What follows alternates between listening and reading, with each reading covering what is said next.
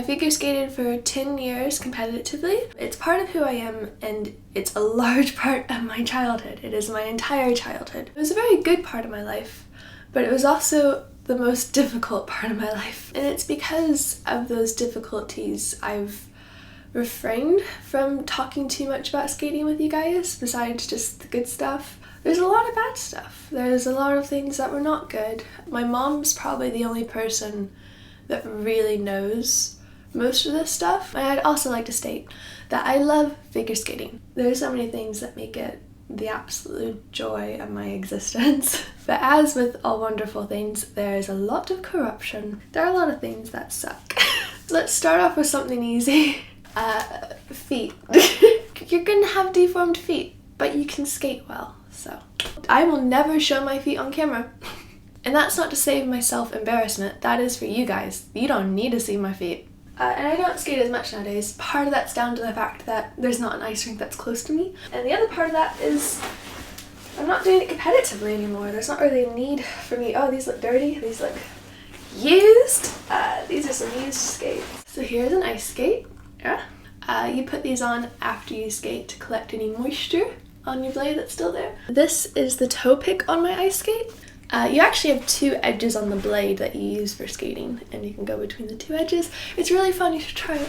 Yeah, but if you look at the shape of the boot, this is all solid. This is very firm, and it's gonna hold your foot in place when you're doing jumps and spins and give you the control that you need.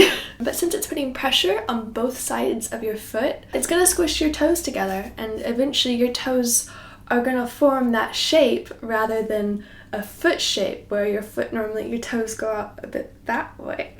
Yeah, so all my toes are curled in. Also, I am missing toenails, in case you needed to know that. I don't think it's too uncommon to have a toenail come off. Again, you do not need to see my feet. My feet, they're fine, they're healed, they're fine, they're scarred. I'm proud of those scars. It means I worked hard. Let's move on to some harder topics. Emotional abuse. I've had coaches that I will always treasure and absolutely adore. Coaches who made me a better person. This was not one of them. He segregated our ice rink, which sounds like a weird thing to say. Normally all the parents and all the skaters, they'd get along alright. When he came to the rink, he had a very different teaching method. I also feel like he lied about his credentials because everyone acted like he was this really big deal, that he was gonna make everyone go to the Olympics. The first thing that he taught us was how to cheat our jumps. Let's pretend like the skater has just landed their rotations. They land here, they go backwards, they extend, and that's the end of the jump. His explanation was try to trick the judges. And so he would say, rather than having to land your full rotations, you could land here and then finish the rotation on the ice and extend. That's not good. I didn't like that, and so I didn't do that. And that kind of stuff, it's really hard to untrain. So the rink got divided between people who bought into his stuff and people who saw through it. My mom kind of saw through it at the beginning. At the same time, a lot of her friends were on his side, and so he coached me. Another one of his methods was to take the skaters to the point of the ice rink where the parents and the coaches and the other skaters couldn't reach him as easily, and to say awful things to them. And he would take me to that corner after I've done a skate, didn't matter if it was good or bad, and he would say bad things to me. And as a kid, I felt like him doing that was all my fault. I felt like I had done something bad, and that's why he was treating me bad, and I justified that kind of treatment. And then he was hired to choreograph my program for the upcoming competition. And this is what led to physical abuse. He decided he was going to try to choreograph part of my program off ice. Without telling my mom, he took me to an empty hockey room, and the way the ice rink was set up at the time, there was a hallway of spare rooms.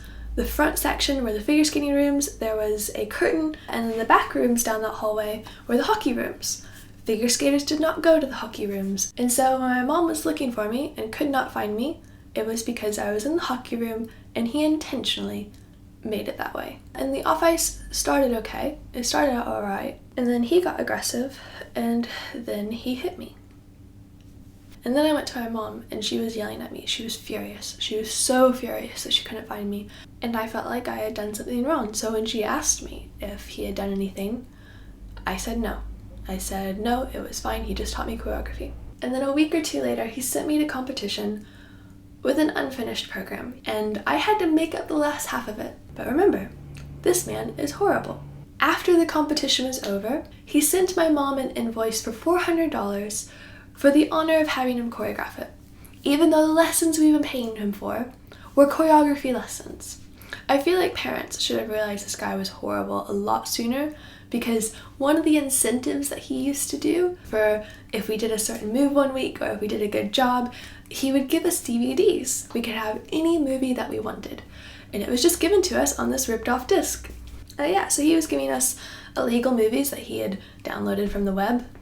Once my mom had finally fired him and we were on the other side of his divide of the ice rink, people who worshipped him and people who did not know why he was still there, he decided that he was going to pick on me because I had left him. And he told the other skaters that were still with him to not talk to me. Even their parents started shunning me. They treated me like a rejected skater, as if he had rejected me because I was the bad one.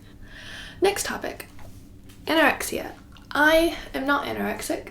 That being said, figure skating is one of those sports where it can happen. I was very much exposed to anorexia as a kid, but there was one experience in particular, and I think it's because as a kid I felt at fault for it.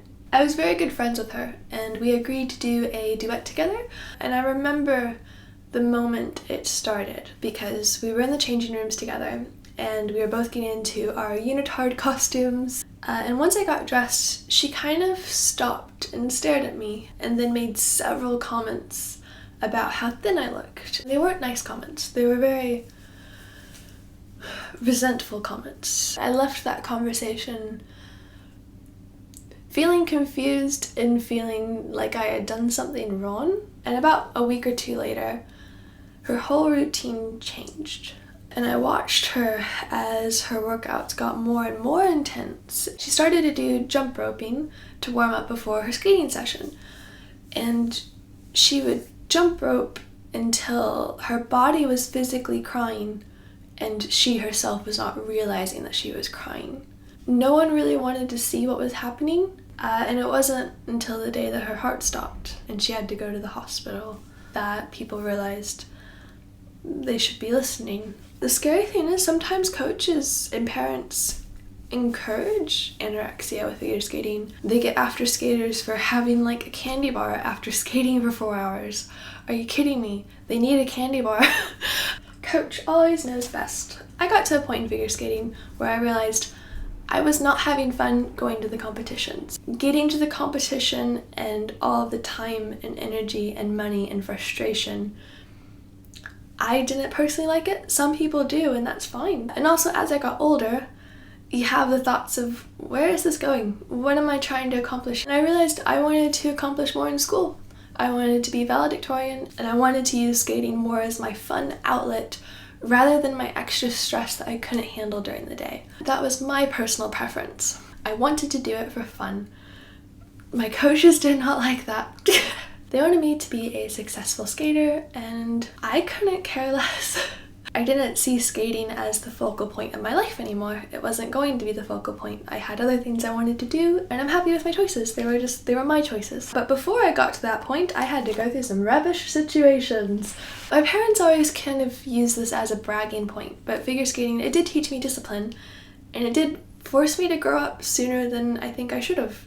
Being put in the situations that I was put in, it definitely made me lose my innocence, if that makes sense. Which is probably why I overindulge now in Disney and stuff, because I can enjoy it, and I'm gonna enjoy the things that I want to enjoy. Also, I'm an animation nerd. I love animation. I appreciate animation so much.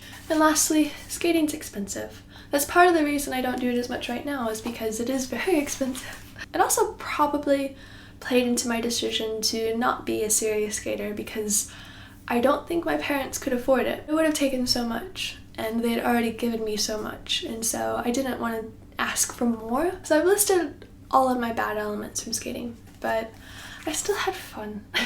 Every day after school, I had fun. I got to be excited when I landed my axel for the first time and my double jumps and even my double axel. It was my playground. It was my place that I can go and just be something that I wasn't, because in school I definitely wasn't the cool kid. I was struggling to speak, I was struggling to do a lot of things. I was good at academics but terrible at socializing, and I felt like figure skating was my outlet for that. And I do recommend figure skating. I think figure skating is a great sport. My one piece of advice is to just not bite into the drama. The more you can stay out of that drama, because it's going to be there, but the more you can stay out of it, the more it's just going to be a fun experience. Yes, this is why I was avoiding talking about figure skating for so long. Thank you for watching, and I will see you next time. Bye!